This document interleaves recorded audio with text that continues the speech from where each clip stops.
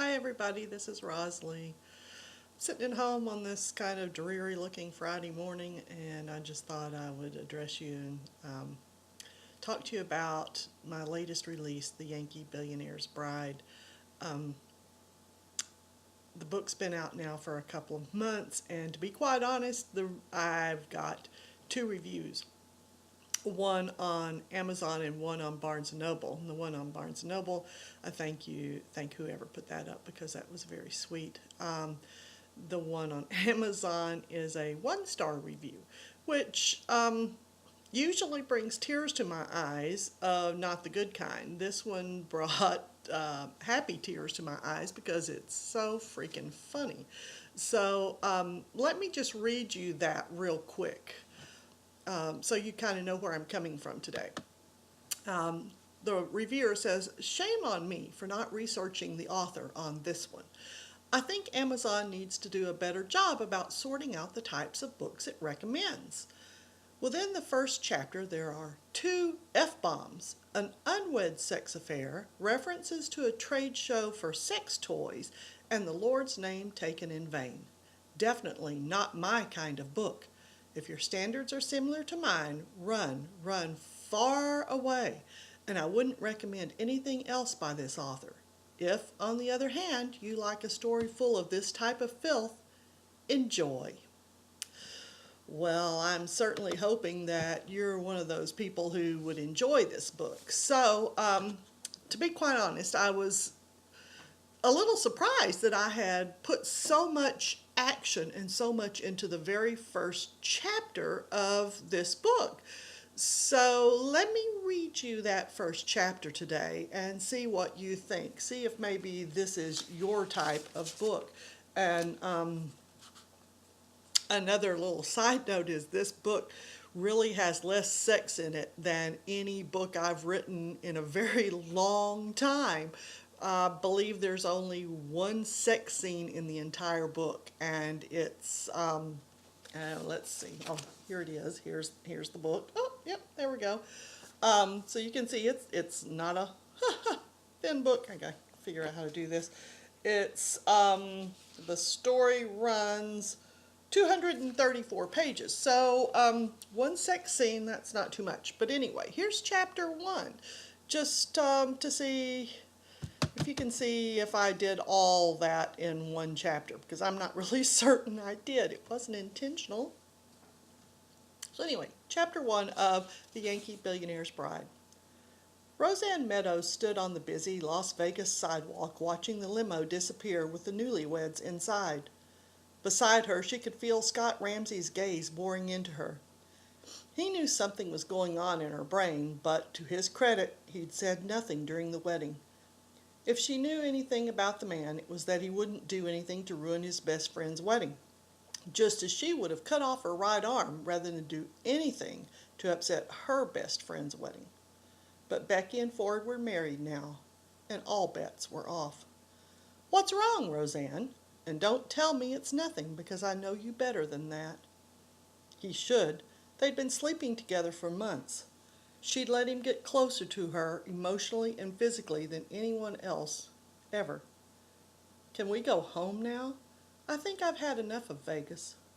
Truth. She was finished. Done. Over it. But not over him. Not by a long shot. Maybe she never would be.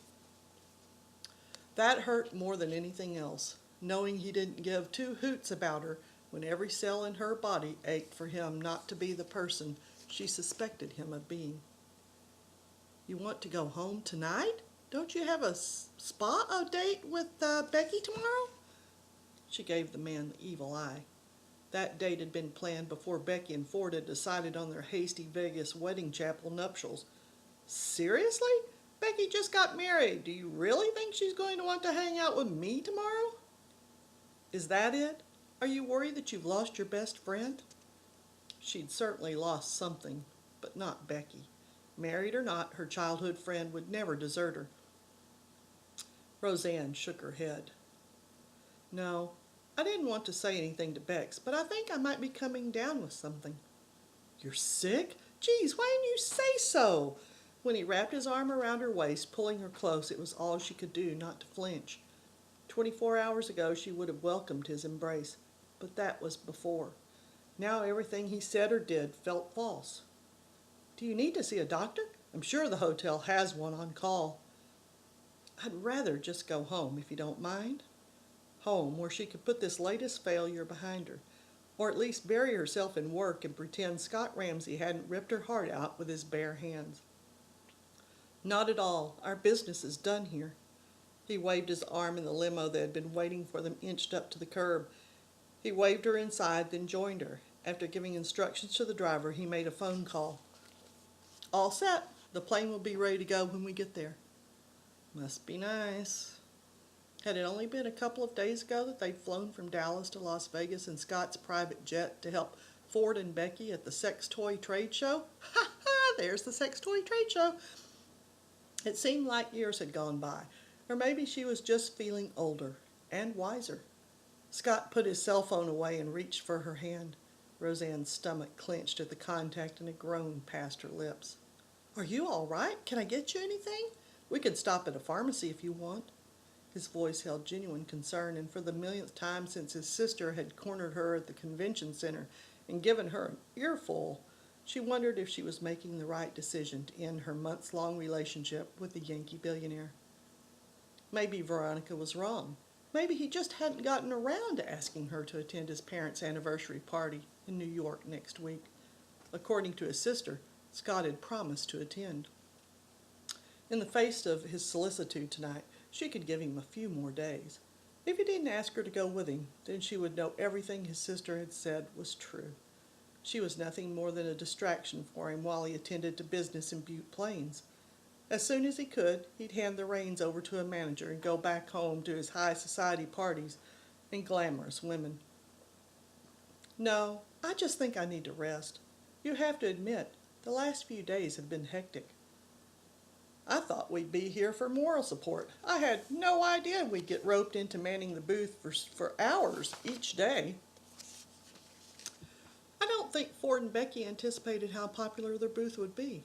I'm sure they thought the intern they brought along would be enough to handle the flow." "Agreed, but I'll have a word with Ford if you're ill because of it." As far as she knew, broken hearts weren't contagious or caused by spending a few hours standing on a concrete floor. "Don't, please. I'm sure I'll be okay in a few days. I just need to rest."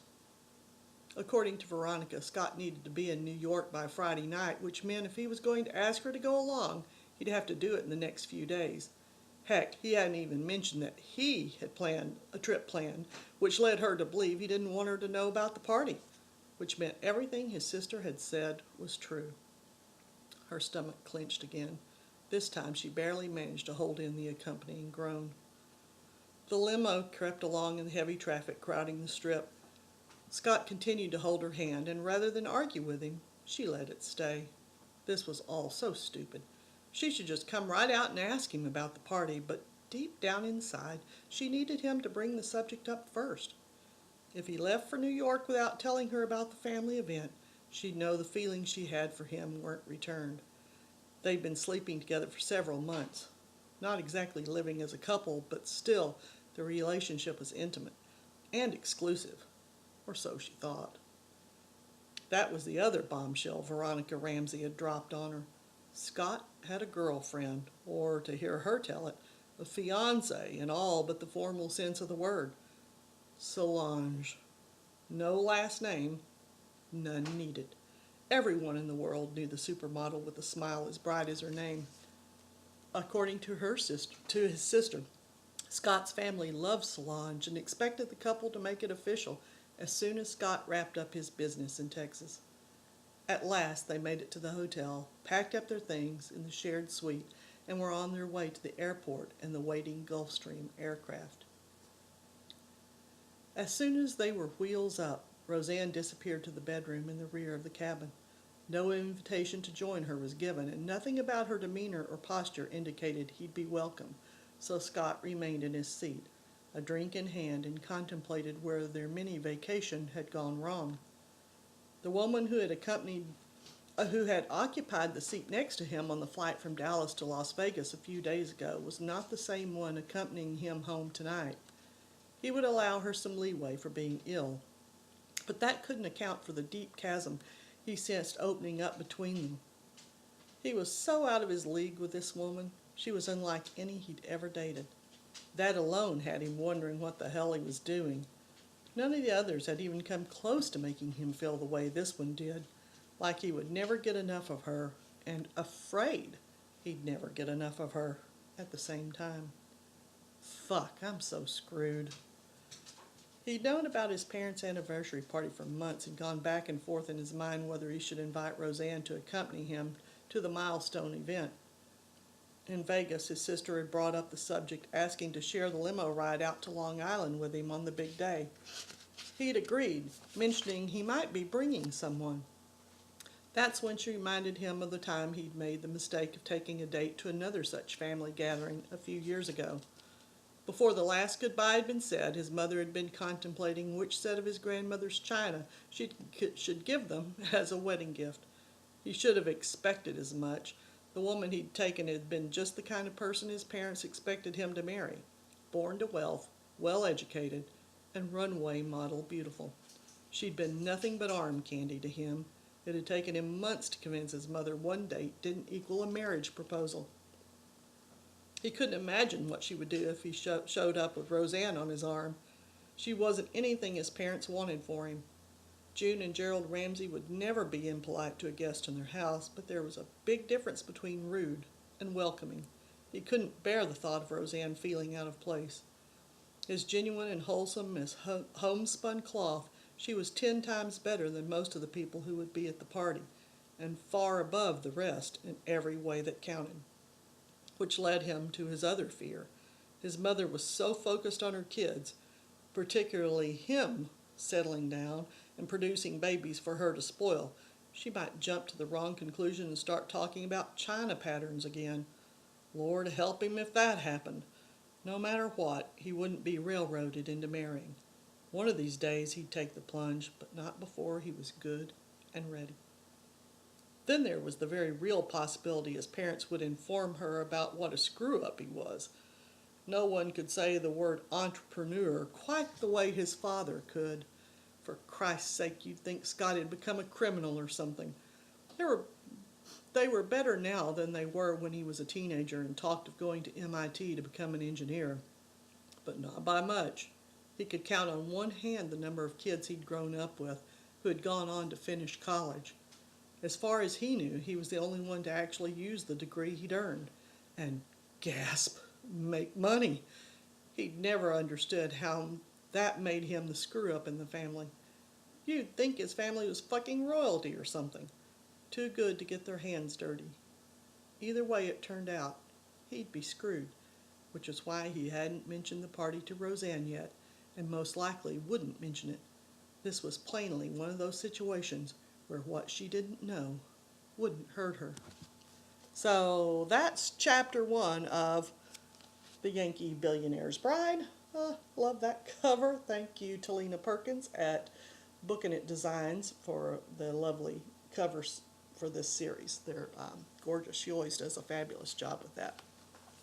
So as for that 1-star review and the person who posted that, thank you very much. I appreciate that. Let's see, did I cover all the bases? I think I got the F word in there at least twice.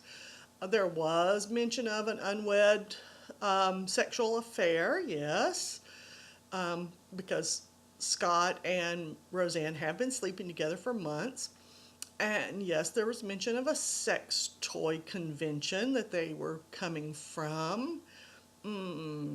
Yeah, so, gosh, I don't know. That just seems kind of pretty normal to me, but, you know, my idea of normal may not be your idea of normal, and it certainly wasn't her idea of normal.